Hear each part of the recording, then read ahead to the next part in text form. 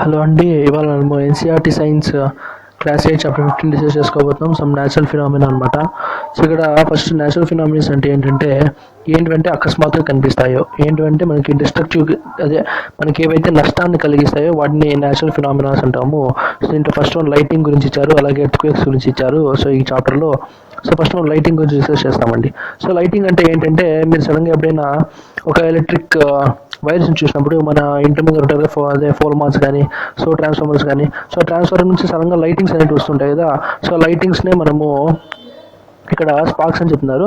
So ఆ sparks నుంచి వచ్చేది లైటింగ్ అని ఇక్కడ చెప్పారండి. సో ఇంకా ఎక్కడ చెప్తున్నారు, ఈ స్పార్క్స్ అనేవి గ్రీక్స్ కనిపెట్టారని. సో ఈ గ్రీక్స్ అనేవి 600 BC ముందుగానే ఈ స్పార్క్స్ అనేవి కనిపెట్టారని వీళ్ళు చెప్తున్నారు. సో ఇక్కడ యాంబర్ అని ఇచ్చారండి. సో ఈ యాంబర్ అనేది ఒక మెటల్ అనమాట, ఒక రాయి మాదిరిగా ఉంటుంది స్ట్రక్చరు. సో దీన్ని మనం ఒక ఫర్కి కానీ దేనికన్నా కానీ మనము రబ్ చేసామంటే, సో ఇట్ అట్రాక్ట్స్, అది మ్యాగ్నెటిజంని గెయిన్ చేసుకొని మన హెయిర్ లాంటి లైట్ ఆబ్జెక్ట్స్ని అది అట్రాక్ట్ చేస్తుందండి. సో ఇంకా ఇదే కాదు, ఇంకా పాలిస్టర్ కానీ ఉలెన్ క్లోత్స్ కానీ, సో మనము రబ్ చేసిన మెటల్తో బాగా రబ్ చేసామంటే, సో దట్ అది ఇంకా మ్యాగ్నెటిజంని బాగా స్ట్రెంత్ చేసుకొని, సో దట్ అది ఇంకా కొన్ని ఎక్కువ వస్తువుల్ని అది అట్రాక్ట్ చేస్తుంది అనమాట. సో అదే చెప్పారు ఇక్కడ. ఇంకా ఏం చెప్తుందంటే, 1752లో బెంజమిన్ ఫ్రాంక్లిన్ అనే సైంటిస్టు ఈయన లైటింగ్ గురించి మరియు ఆ క్లాత్స్ నుంచి వచ్చే స్పార్క్స్ గురించి ఎలా చేయొచ్చు అనేది ఈయన 1752లో ఈయన ఎక్స్ప్లెయిన్ చేశారనమాట. సో ఈ 600 నుంచి 1752కి ఆల్మోస్ట్ 2000 years డిఫరెన్స్ ఉంది. సో ఇంత టైం ఎందుకు వచ్చిందంటే, సో ఇక్కడ ఇచ్చారు క్లీన్గా, scientific discoveries are a result of hard work by many people, it can some time takes a long time. అదే సైంటిఫిక్ డిస్కవరీస్ అనేటివి చాలా హార్డ్ వర్క్ చేయాల్సి ఉంటుంది అనమాట. సో చాలా మంది పీపుల్ చాలా హార్డ్ వర్క్ చేస్తే కానీ అవి బయటికి రావు. So it can takes a long time అంటున్నారండి. సో ఇంక ఇక్కడ ఏం చెప్తున్నారంటే, సో ఇక్కడ ఒక లైటింగ్ అనేది వస్తుందని నీకు చెప్తున్నానండి. అదే లైటింగ్ అనేది ఎలా వస్తుందంటే, you might have seen that when you take off woollen or polyester clothes. మనం ఉలెన్ కానీ పాలిస్టర్ క్లోత్స్ కానీ బాగా గమనించామంటే, అదే ఇక్కడ యాంబర్ అనే ఒక మెటల్ ఇచ్చారు చూసారా, దాన్ని ఈ ఉలెన్తో కానీ ఆ పాలిస్టర్ క్లోత్స్తో కానీ బాగా రబ్ చేసామంటే, సో బాగా రఫ్ చేసి దాన్ని ఒక డార్క్ ప్లేస్లోకి తీసుకెళ్ళామంటే, ఆ ఉలెన్ క్లోత్స్ కానీ ఆ పాలిస్టర్ క్లోత్స్ కానీ కొంచెం మెరుస్తాయి అనమాట. సో డార్క్ ప్లేసెస్లో అవి కొంచెం వెలుగుతాయి. సో అక్కడ కూడా ఈ లైటింగ్ అనేది వస్తుంది. అలాగే కొంచెం ఒక క్రాకింగ్ సౌండ్ మాదిరిగా కూడా మనకు వినిపిస్తుంది అని ఇక్కడ చెప్తున్నారు. సో ఇక్కడంతా అదే ఎక్స్ప్లెయిన్ చేశారు. సో ఆ లైటింగ్ అనేది ఎందుకు వస్తుందంటే, సో ఈ యాంబర్ రఫ్ చేయడం వల్లనే ఇక్కడ చెప్తున్నారు. సో ఇదంతా ప్రూవ్ చేయడానికి బెంజమిన్ ఫ్రాంక్లిన్ 1752లో ప్రూవ్ చేశాడనమాట. సో అది ప్రూవ్ చేయడానికి 2000 years పట్టింది అనమాట. సో ఇంకెక్కడ ఏం చెప్తానంటే, ఛార్జింగ్ బై రబ్బింగ్ అనమాట. సో ఇక్కడ ఛార్జింగ్ బై రబ్బింగ్ అని ఏం చెప్తానంటే, సో ఇప్పుడు ఏదైనా కూంబ్ ఎత్తుకుందాం మనము, దువ్వెన్ లాంటిది. ఈ దువ్వెన్ని మన హెయిర్స్కి బాగా రుద్దేసి మన హెయిర్తో, సో ఒక చిన్న పేపర్ పీసెస్ లాంటి దానికి మనము ఈ కూంబుని పెట్టామంటే, ఈ పేపర్ పీసెస్ అనేటివి ఈ కూంబ్కి అట్రాక్ట్ అయిపోతాయి అనమాట. సో ఇక్కడ రబ్బింగ్లో ఏం జరుగుతుందంటే, ఇది ఛార్జింగ్ అవుతుంది అనమాట ఈ కూంబ్ అనేది. సో అదే చెప్తున్నాను అనమాట ఇక్కడ. సో ఈ కూంబ్ అనేది నెగిటివ్ ఎలక్ట్రాన్స్ని తీసుకుంటుంది మన హెయిర్ నుంచి. సో దట్ ఇక్కడ పేపర్ పీసెస్ ఉన్నాయి చూసారు, ఇది పాజిటివ్ ఛార్జ్ అనమాట. సో ఈ నెగిటివ్ పాజిటివ్ అనేది అట్రాక్ట్ అవుతాయి. సో అదే చెప్తున్నారు ఇక్కడ. సో ఇంకా ఎక్కడ ఏం చెప్తున్నారంటే, ఒక రీఫిల్ని కానీ, సో ఒక రీఫిల్ని కూడా అంతే అండి, ఒక పాలిథిన్ కాకపోతే ఉలెన్ క్లాత్తో బాగా రఫ్ చేసామంటే, సో అవి అట్రాక్ట్ చేస్తాయని చెప్తున్నారు. సో ఈ బెలూన్ కూడా అంతే అట్రాక్ట్ చేస్తుంది. సో ఈ అరేజర్ కానీ, ఈ స్టీల్ స్పూన్ కానీ, సో ప్రతి ఒక్కటి ఈ పాలిస్టర్ క్లాత్తో కానీ ఏదైనా క్లాత్తో కనుక మనము రబ్ చేసామంటే, రబ్బింగ్ చేస్తే అదే ఛార్జింగ్ అయిపోయి, సో అది నెగిటివ్ ఎలక్ట్రాన్స్ తీసుకునేసి, సో పాజిటివ్ ఎలక్ట్రాన్స్తో అది అట్రాక్ట్ అవుతుందని ఇక్కడ చెప్తున్నారండి. సో ఇంకా ఎక్కడేం చెప్తారంటే, types of charges and their interactions అనమాట. సో ఇక్కడ ఏం చెప్తున్నారంటే, ఇక్కడ 2 బెలూన్స్ తీసుకున్నారు, 2 బెలూన్స్ని హ్యాంగ్ చేశారనమాట. సో ఈ 2 బెలూన్స్ని హ్యాంగ్ చేసి, సో దట్ ఉలెన్ క్లాత్తో బాగా రబ్ చేశారనమాట ఈ ఫోటోలో. సో ఉలెన్ క్లాత్తో రబ్ చేసిన వెంటనే అవి రెండు రెపెల్ అయిపోయినారండి. ఎందుకంటే ఉలెన్ క్లాత్తో రబ్ చేసినప్పుడు ఇది ఒక మైనస్ అయాన్ అవుతుంది, ఇది కూడా మైనస్ అవుతుంది. సో దట్ మైనస్ అనేటివి రెపెల్ అవుతాయండి. సో ఇంకా ఇక్కడ ఏం చెప్తున్నారంటే, ఒక పెన్ రీఫిల్ కానీ ఇలాంటివి తీసుకొని బాగా మన హెయిర్తో కానీ దేనితోనే కానీ బాగా రఫ్ చేసేసారండి పెన్నుని. సో దట్ పెన్ రఫ్ చేసిన వెంటనే ఇంకొక పెన్ను తీసుకొచ్చి అలాగే రఫ్ చేసి ఈ పెన్ను ముందర పెడితే అవి రెండు అట్రాక్ట్ అవ్వలేదండి, అవన్నీ రెపెల్ అయిపోయాయి. సో అదే ఒక బెలూన్ని తీసుకున్నారండి ఇక్కడ. ఈ ఫోటోలో ఒక బెలూన్ని తీసుకొని ఒక పాలిస్టర్ క్లాత్తో బాగా రఫ్ చేసి, అలాగే ఈ పెన్నుని కూడా ఒక పాలిస్టర్ క్లాత్తో బాగా రఫ్ చేశారనమాట. సో దట్ ఈ బెలూన్ అనేది రఫ్ అయిన తర్వాత ఇది ఒక డిఫరెంట్ కైండ్ ఆఫ్ మెటీరియల్, ఇది ఒక different kind of material. So ఒకటి పాజిటివ్ అవుతుంది, ఇంకోటి నెగిటివ్ అవుతుంది కాబట్టి సో దట్ ఇవి రెండు అట్రాక్ట్ అయిపోతాయని ఇక్కడ చెప్తున్నారండి. సో ఇక్కడ చూసారా, మీరు బాగా గమనించండి. ఇక్కడ ఛార్జ్ అయ్యాయి ఏవేవి, ఇక్కడ ఛార్జ్డ్ బెలూన్స్ అనేటివి ఛార్జ్ అయ్యాయి, అలాగే ఛార్జ్డ్ రీఫిల్ అనేది కూడా ఛార్జ్ అయిందనమాట. సో ఛార్జ్డ్ బెలూన్ అలాగే ఛార్జ్డ్ రీఫిల్ అనేది ఉన్నాయి కాబట్టి సో దట్ ఇవి రెండు అట్రాక్ట్ అవుతాయి. అదే ఒక ఛార్జ్డ్ బెలూన్కి ఇంకొక ఛార్జ్డ్ బెలూన్కి మనము అవి రెండు రెపెల్ అవుతాయి, అలాగే ఛార్జ్డ్ రైఫిల్కి అలాగే ఛార్జ్డ్ రైఫిల్ అనేది కూడా రెపెల్ అవుతాయి. సో అని చెప్తున్నారు అనమాట. అదే సేమ్ కైండ్ ఆఫ్ మెటీరియల్స్ అనేవి ఎప్పుడు రెపెల్ అవుతాయి ఛార్జింగ్లో ఉంటాయి అని చెప్తున్నారు అనమాట. సో ఇంకా ఇక్కడ ఏం చెప్తున్నారంటే, it is a convention to call the charge acquired by a glass rod when it is rubbed with silk or positive. The other kind of charge is said to be negative అంటారండి. So ఒక glass రాడ్ని మనం సిల్క్తో బాగా rub చేసామంటే ఆ glass rod అనేది ఒక end అనేది positive అవుతుంది, ఇంకో ఎండ్ అనేది మైనస్ అవుతుందని ఈ గ్లాస్ రాడ్లో వాళ్ళు చెప్తున్నారు అనమాట. సో ఇంకా ఇక్కడ ఏం చెప్తున్నారంటే, సో ఇక్కడ ఒక ట్రాన్స్ఫర్ ఆఫ్ ఛార్జ్ అంటున్నారండి. సో ట్రాన్స్ఫర్ ఆఫ్ ఛార్జ్ అనేది ఎలా అంటే, ఇక్కడ ఒక గ్లాస్ జార్ తీసుకున్నారు. సో దీని మీద ఒక కార్డ్బోర్డ్తో క్లోజ్ చేశారు, ఒక స్మాల్ హోల్ పెట్టి ఒక పేపర్ స్ట్రిప్ తీసుకొని దాన్ని ఇలా తీసుకున్నారనమాట. దాని తర్వాత అల్యూమినియం ఫాయిల్స్ అనేటివి రెండు తీసుకొని దాన్ని ఇలా పెట్టారనమాట. సో పెట్టిన తర్వాత ఒక ఛార్జ్డ్ ఎలక్ట్రిక్ రీఫిల్ని తీసుకొని ఆ పేపర్ స్ట్రిప్ మీద పెట్టి ఆ పేపర్ దీని మీద పెట్టారనుకోండి. సో ఇక్కడ చూస్తే అల్యూమినియం ఫాయిల్ స్ట్రిప్స్. సో ఈ అల్యూమినియం ఫాయిల్ స్ట్రిప్స్ అనేవి ఆల్రెడీ ఛార్జింగ్లోనే ఉంటాయి కాబట్టి ఇది కూడా ఛార్జే కాబట్టి సో దట్ ఈ అల్యూమినియం ఫాయిల్ స్ట్రిప్స్ అనేవి రెపెల్ అయిపోతాయి. సో ఇవి రెండు రెపెల్ అయిపోతాయి. అదే మనము ఇక్కడ ఉండే రీఫిల్ తీసేసామనుకోండి, సో ఇవి రెండు మళ్ళీ దాని ఒరిజినల్ పొజిషన్కి వచ్చేస్తాయి అనమాట. సో అదే చెప్తున్నారు ఈ ఎక్స్పెరిమెంట్లో. Can you explain why the foil strips repel ఇచ్చేదని అంటున్నారు.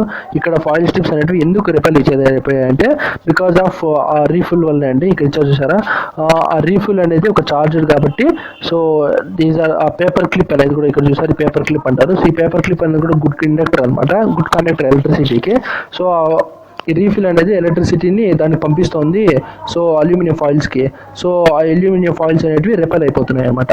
సో ఈ రీఫిల్లో ఉండే చార్జ్ ఎలక్ట్రాన్స్ ఈ పేపర్ స్ట్రిప్ ద్వారా అల్యూమినియం ఫాయిల్లోకి వెళ్తే ఇవి రెండు రెపెల్ అయిపోయినాయి. సో దట్ ఈ రీఫిల్ అనేది తీసేసామనుకోండి, సో అల్యూమినియం ఫాయిల్స్ అనేవి మళ్ళీ దాని ఒరిజినల్ పొజిషన్స్కి వచ్చేస్తాయి అనమాట. సో ఇంకా ఇక్కడ ఏం చెప్పుకోవచ్చు అంటే ఎలక్ట్రోస్కోప్ గురించి ఇచ్చారు. సో ఎలక్ట్రోస్కోప్ అంటే ఏంటంటే, ఏదైతే డివైస్ ఛార్జింగ్ ఎక్కుతుందో లేదా అని కనిపెడుతుందో దాన్నే మనం ఎలక్ట్రోస్కోప్ అంటాం అనమాట. సో నార్మల్గా ఏదైనా ఆబ్జెక్ట్ ఛార్జింగ్ ఎక్కిందా లేదా అని మనం ఎలక్ట్రోస్కోప్ ద్వారానే చూస్తాము. సో ఇంకా ఇక్కడ ఏం చెప్తారంటే, ఈ ఫోటోలో ఏం చెప్తారంటే, సో ఇక్కడ ఫోటో ముందుకు వెళ్ళినప్పుడు ఇది ఎర్తింగ్ అంటే ఏదో తెలుసుకుందాం. సో ఎర్తింగ్ అంటే ఏంటంటే, మన ఇంట్లో ఇప్పుడు కరెంట్ ఉంటుంది కదా, సో మన ఇంట్లో ప్రతి ఇంటికి ఎర్త్ అనేది పెట్టించుంటాం. సో ఎర్త్ అనేది ఎందుకు పెట్టిస్తామంటే, ఏదైనా ఎలక్ట్రిక్ కరెంటు డైరెక్ట్గా కిందకి వెళ్ళిపోతుందండి, భూమిలోకి వెళ్ళిపోయేదానికి మనము ఎర్తింగ్ అనేది పెట్టిస్తామన్నమాట. సో ఆ ఎలక్ట్రిక్ కరెంట్ అనేది డైరెక్ట్గా భూమిలోకి వెళ్ళిపోతే మనకి కరెంట్ షాక్ అనేది కొట్టదు. సో మనం కూడా ఒక గుడ్ కండక్టర్ అండి ఎలక్ట్రిసిటీకి. సో మన ద్వారా కూడా భూమిలోకి వెళ్తుంది అనమాట ఎలక్ట్రిక్ కరెంటు. సో దట్ అందుకే మనకి కరెంట్ షాక్ అనేది కొడుతుంది. సో ఎర్తింగ్ అంటే అంతే అండి. So the process of transferring of charge from A charged object to the earth. అదే చార్జ్డ్ ఆబ్జెక్ట్ నుంచి ఆ ఎలక్ట్రిక్ కరెంట్ అనేది ఎర్త్లోకి వెళ్ళింది అనుకోండి, సో దాన్నే మనం ఎర్తింగ్ అంటామండి. సో ఇంకా ఏం చెప్పుకోవచ్చు అంటే ద స్టోరీ ఆఫ్ లైటింగ్ అంటున్నారు. సో లైటింగ్ అనేది ఎందుకు వస్తుందని ఇక్కడ చెప్తున్నారు. సో లైటింగ్ అనేది ఎందుకు వస్తుందంటే, మనకి వర్షం పడేటప్పుడు పై నుంచి చల్లటి గాలులు కిందకు వస్తాయి అనమాట. అది అట్ ద సేమ్ టైం మన భూమిలో కూడా కొంచెం వేడి ఉంటాయి కదండి, ఆ వేడి అనేది కూడా కింద నుంచి పైకి వెళ్తాయి. సో ఈ చల్లటి గాలులు ఈ వేడి గాలులు రెండు క్లాష్ అయినప్పుడు సో దట్ ద సౌండ్ అనేది వస్తుంది, లైటింగ్ అనేది వస్తుంది అనమాట. సో ఇక్కడ ఇంకా ఏం చెప్తున్నారంటే, ఇక్కడ మేఘాలు ఇచ్చారు. ఈ మేఘాలు పైన పాజిటివ్ ఎలక్ట్రాన్స్ ఉంటాయండి. సో ఈ మేఘాలు కింద నెగిటివ్ ఎలక్ట్రాన్స్ ఉంటాయి అనమాట. సో అలాగే ఈ భూమి పైన కూడా పాజిటివ్ ఎలక్ట్రాన్స్ ఉంటాయి, కింద నెగిటివ్ ఎలక్ట్రాన్స్ ఉంటాయి అనమాట. సో ఈ పాజిటివ్ మరియు నెగిటివ్ ఎలక్ట్రాన్స్ ఇవి రెండు కొలైడ్ అయినప్పుడు ద లైట్ అదే ఆ ఉరుములు మెరుపులు ఉంటాయి చూసారా, ద థండర్ సౌండ్స్ కానీ అవన్నీ వస్తాయని ఇక్కడ చెప్తున్నారు అనమాట. ఆ negative electrons positive electrons meet అయినప్పుడు ఆ లైటింగ్ అనేది వస్తుందని ఇక్కడ చెప్తున్నారు. సో లైటింగ్ వచ్చినప్పుడు ఏ సేఫ్టీ ప్రికాషన్స్ అనేది ఇచ్చారు. సో లైటింగ్ వచ్చినప్పుడు మనము సేఫర్ ప్లేసెస్లోకి వెళ్ళిపోవాలన్నమాట. సో మనకి లాస్ట్ టెండర్ సౌండ్ వినిపించేంత వరకు మనం బయటకు రాకూడదు. సో మనం ఏదైనా సేఫ్టీ ప్లేస్ని ఎలా ఫైండ్ అవుట్ చేస్తామంటే, ఒకవేళ మీరు ఇంటి నుంచి బయటికి రానట్లయితే ఇంటి లోపల ఉండడం సేఫ్ ప్లేస్, కార్లో ఉండేటట్టయితే కార్లో ఉండడం సేఫ్ ప్లేస్ అని ఇక్కడ చెప్తున్నారు అనమాట. సో ఇంకా మీరు ఎటువంటి అవుట్ సైడ్ ఉంటే ఏమేమి చేయాలని ఇక్కడ చెప్తారు. ఒకవేళ మీరు బయట కనుక ఉన్నట్లయితే మోటార్ బైక్స్ కానీ, ట్రాక్టర్స్ కానీ, కన్స్ట్రక్షన్ మిషనరీ కానీ, ఓపర్ కార్స్ కానీ ఇవన్నీ ఉంటాయి కదా. సో ఇవన్నీ సేఫ్ ప్లేసెస్ కాదు అని ఇక్కడ చెప్తున్నారు. టాల్ ట్రీస్ కానీ, షెల్టర్స్ కానీ పార్క్స్లో ఉంటాయి. అలాగే లైటింగ్ స్ట్రోక్స్ అని ఉంటాయి కొన్ని ప్లేసెస్. సో అక్కడ ఉండటం ఎటువంటి ప్రొటెక్షన్ మీకు కాదు అని చెప్తున్నారు అనమాట. అలాగే క్యారింగ్ అంబ్రెల్లా. సో అంబ్రెల్లాని క్యారీ చేయడం కూడా మీకు అంత మంచిది కాదని ఇక్కడ చెప్తున్నారు. ఎందుకంటే అంబ్రెల్లా పైన మీరు ఇలా చూస్తే అంబ్రెల్లా పైన ఒక మెటల్ లాంటిది ఉంటుంది. సో ఈ మెటల్ అనేది ఆ లైటింగ్ పడినప్పుడు డైరెక్ట్గా ఇక్కడ ఉరుము పడే ఛాన్సెస్ ఉంటాయి. కాబట్టి అంబ్రెల్లాని క్యారీ చేయడం కూడా అంత మంచిది కాదని చెప్తున్నారు. ఒకవేళ మీరు ఫారెస్ట్ ఉన్నట్టయితే షార్టర్ ట్రీస్ కింద దాక్కోండి అని చెప్తున్నారు. ఎందుకంటే టాల్ ట్రీస్ మీద ఎక్కువ ఉరుములు మెరుపులు పడతాయి కాబట్టి. సో ఇంకా ఇక్కడ ఏం చెప్తారంటే స్టే అవే ఫ్రమ్ పోల్స్ అంటారు. పోల్స్కి కొంచెం దూరంగా ఉండండి అని చెప్తున్నారు అనమాట. సో ఇంకా ఇక్కడ ఏం చెప్తున్నారంటే, ఒకవేళ మీరు ఓపెన్ ప్లేస్లో ఉన్నారు. సో ఓపెన్ ప్లేస్లో ఉన్నప్పుడు మీరు ఇలా ఇలా ఈ పొజిషన్లో ఉండడం చాలా మంచిదండి. ఎందుకంటే ఒకవేళ మీరు పనుకున్నారు అనుకోండి ఏదన్నా ఓపెన్ ప్లేస్లో, సో మీకు లైట్ పడడం చాలా ఎక్కువ ఛాన్సెస్ ఉంటాయి అనమాట. సో అదే ఈ ప్లేసెస్లో ఉన్నారనుకోండి, సో లైట్ పడడం అనేది చాలా తక్కువ ఛాన్సెస్ ఉంటాయి. సో ఇంకా ఇక్కడ ఏం చెప్పుకోవచ్చు అంటే, ఇన్సైడ్ ద హౌస్, ఒకవేళ మీరు ఎప్పుడైనా ఇంటి లోపల ఉన్నట్లయితే మీరు మొబైల్ ఫోన్స్ వాడటము తగ్గించండి. అలాగే టీవీస్ని వాడటం కానీ తగ్గించండి. అలాగే స్నానం చేయొద్దండి. ఎందుకంటే స్నానం ఆ టైంలో చేశారనుకోండి, సో వాటర్ కూడా గుడ్ కండక్టర్ ఆఫ్ ఎలక్ట్రిసిటీ కాబట్టి మీరు కరెంట్ షాక్ కొట్టే ప్రమాదం ఉంది. సో ఇంకా ఎక్కడేం చెప్పుకోవచ్చు అంటే, టీవీస్ని వాడకని చెప్తున్నారు. అలాగే ఎలక్ట్రిక్ లైట్స్ కానీ వీటన్నిటిని ఆఫ్ చేసేయండి అని చెప్తున్నారు అనమాట. సో ఇంకెక్కడేం చెప్తారంటే లైటింగ్ కండక్టర్స్. ఇక్కడ ఏం చెప్తున్నారంటే, మీరు యాక్చువల్గా ఎప్పుడైనా ఇంటిని చూస్తుంటారో పైన ఒక లైటింగ్ కండక్టర్ అనేది ఉంటుంది. సో ఈ లైటింగ్ కండక్టర్ ఏం చేస్తుందంటే ఆ ఉరుముని మెరుపుల్ని డైరెక్ట్గా భూమి లోపల పంపించేస్తుంది అనమాట. సో ఇంటికి ఎటువంటి డ్యామేజ్ జరగకుండా చేస్తుంది అనమాట ఇది. సో ఈ లైటింగ్ కండక్టర్ అనేది డైరెక్ట్గా కాపర్ ప్లేట్కి కింద భూమి కింద కాపర్ ప్లేట్కి అటాచ్ చేసి ఉంటారు. సో ఇది ఇంటికి అటాచ్ చేసి ఉంటారు. పైన రాడ్ అనేది మీకు కనిపిస్తుంది. సో ఇంకా ఇక్కడ ఎర్త్క్వేక్స్ గురించి ఇచ్చారు. సో ఎర్త్క్వేక్స్ అంటే ఏంటంటే భూమి అనేది కొంచెం కదలడం అనమాట. సో ఈ భూమి కదలడం అనేది కింద లావా వల్ల కావచ్చు, లావా ఎక్కువ స్పీడ్తో కదలడం వల్ల కూడా భూమి కదులుతుంది. అలాగే ఇంకా ఈ ఎర్త్క్వేక్స్ అనేది ఈ భూమి నుంచే వస్తుందండి. ఎర్త్ నుంచే ఈ సడన్గా చేంజ్ అవ్వచ్చు. సో వీటి నుంచే ఎర్త్క్వేక్ అనేది వస్తుంది అనమాట. సో ఇంకా ఎర్త్క్వేక్స్ అనేది ఎలా వస్తుందంటే, మీకు ఇంకా కొంచెం ఎక్కువ హైయర్ స్టాండర్డ్స్ అంటే ప్లేట్ టెక్టానిక్స్ అనే థియరీ వస్తుందండి. సో ఈ ప్లేట్ టెక్టానిక్స్ థియరీ అంటే ఏంటంటే, ఎర్త్ అనేది ప్లేట్ టెక్టానిక్స్ 7 ప్లేట్స్గా ఉంటుందన్నమాట. ఈ ఒక ప్లేట్ ఇంకో ప్లేట్ అనేది కంబైన్డ్ అయినప్పుడు ఎర్త్క్వేక్ అనేది వస్తుంది. ఒకవేళ ఈ ప్లేట్ అనేది డైవర్జ్ అయినప్పుడు ఈ ఎర్త్క్వేక్ అనేది వస్తుంది అనమాట. లేకపోతే ఈ 2 ప్లేట్స్ అనేటివి కొంచెము క్లాషింగ్ అంటే కొంచెం రబ్బింగ్ అయినప్పుడు ఎర్త్క్వేక్ అనేది వస్తుందని మనం తెలుసుకోవచ్చు అనమాట. సో ఈ ఎర్త్క్వేక్స్ అనేది నార్మల్గా ఒక న్యాచురల్ ఫినామినా అని చెప్పుకోవచ్చు. సో తనది తానే వస్తుంది అన్నమాట ఎర్త్క్వేక్ అనేది. సో ఇంకా ఇక్కడ ఏం చెప్పుకోవచ్చు అంటే, ఇక్కడ చూసారా బిల్డింగ్ ఉంది. సో ఎర్త్క్వేక్ వస్తే ఇలా అయిపోతుంది అన్నమాట. సో బిల్డింగ్స్ అనేవి కూలిపోతాయి. So too much of damage జరుగుతుంది అనమాట. సో 2005లో యూరి మరియు తంగ్దర్ అనే నార్త్ కాశ్మీర్ టౌన్స్ ఉన్నాయి. సో అక్కడ ఎర్త్క్వేక్ అనేది వచ్చిందన్నమాట. సో అది ఇలా ఉంటుంది. సో కాశ్మీర్ ఎర్త్క్వేక్ ఇక్కడ ఫోటో ఇచ్చారు. సో ఇంకా ఎర్త్క్వేక్ అంటే ఏంటి అని ఇచ్చారు. సో ఎర్త్క్వేక్ అంటే అదే అండి, ఎర్త్ సడన్గా షేక్ అవ్వడము. సో ఎర్త్ సడన్గా షేక్ అయితే దాన్ని ఎర్త్క్వేక్ అంటాము. సో ఇంకా ఎర్త్క్వేక్ అనేది మచ్ లెస్సర్ ఫ్రీక్వెంట్గా ఉంటుందన్నమాట. సో ఇంకా చాలా లైఫ్స్కి దారి తీస్తుంది. ఇంకా 2004 సునామీ కూడా ఎర్త్క్వేక్ వల్లే వచ్చింది. సో వాటర్ లోపల ఎర్త్క్వేక్ రావడం అనేది చాలా ప్రమాదకరమైనది. ఎందుకంటే అది సునామీగా కూడా వస్తుందన్నమాట. సో వాటర్ అనేది హెవీ లాస్ చేస్తుంది, ఫ్లడ్స్ వచ్చేస్తాయి. సో వాట్ కాసెస్ అని ఎర్త్క్వేక్ అంటున్నారు. సో ఇక్కడ చూసారా భూమి అనేది ఇలా ఉంటుంది. Inner core, outer core and then mantle. So crust అనమాట. సో ఇక్కడ ఈ మ్యాంటిల్, ఈ కోర్ అనేది చాలా గట్టిపోయి ఉంటుంది. సో ఇన్నర్ కోర్ అనేది చాలా లిక్విడ్ స్టేజ్లో ఉంటుంది. ఇది కదులుతూ ఉంటుంది అనమాట. సో ఇలా కదిలినప్పుడు ఎర్త్ అనేది కదులుతుంది కదా. సో దట్ ఎర్త్క్వేక్ అనేది వస్తుంది అనమాట. ఇక్కడ చూసారా ప్లేట్ టెక్టానిక్స్ థియరీని చెప్పా కదా.